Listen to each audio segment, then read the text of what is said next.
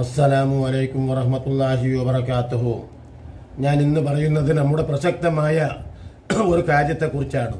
ഏതാനും ദിവസം കഴിഞ്ഞാൽ നമുക്ക് മഹത്തായിട്ടുള്ള ഒരു മാസത്തിൻ്റെ പിറവിയാണ്. ആ പിറവിയിൽ എന്തു ചെയ്യണം? അന്ധവിശ്വാസങ്ങൾ മാറ്റി നിർത്തിക്കൊണ്ട് മഹത്തായ ഒരു നോമ്പിനെക്കുറിച്ച് റസൂലുള്ള പറഞ്ഞു. അത് റസൂലുള്ള ഒഴിവാക്കാത്ത 3 കാര്യങ്ങളിൽ ഒന്നാണ്. അഥവാ 2 നോമ്പും സ്വാഭാവികമായിട്ട് റസൂലുള്ള പറഞ്ഞത് 2 നോമ്പും ഒരു നമസ്കാരത്തെക്കുറിച്ചുമാണ്. സുബൈക്ക് മുമ്പുള്ള 2 റക്അത്ത് സുന്നത്ത്, അതോടൊപ്പം തന്നെ മുഹറം 9-ലെയും 10-ലെയും നോമ്പ്, അറഫായിലെ നോമ്പ്. അള്ളാഹുവിൻ്റെ റസൂൽ ഒന്ന് ചെയ്തു കാണിച്ചു. അത് ഏതാണെന്ന് ചോദിച്ചാൽ മുഹറം 10-ന്റെ നോമ്പ് റസൂലുള്ള നോറ്റതാണ്. മുഹറം 9-ലെ നോമ്പ് റസൂലുള്ള പറഞ്ഞതാണ്.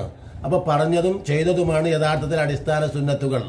അള്ളാഹു സുബ്ഹാനഹു വ തആല ഇത്തരത്തിലുള്ള വിജ്ഞാനം കരഗതമാക്കാൻ അള്ളാഹു നമ്മെ സഹായിക്കട്ടെ.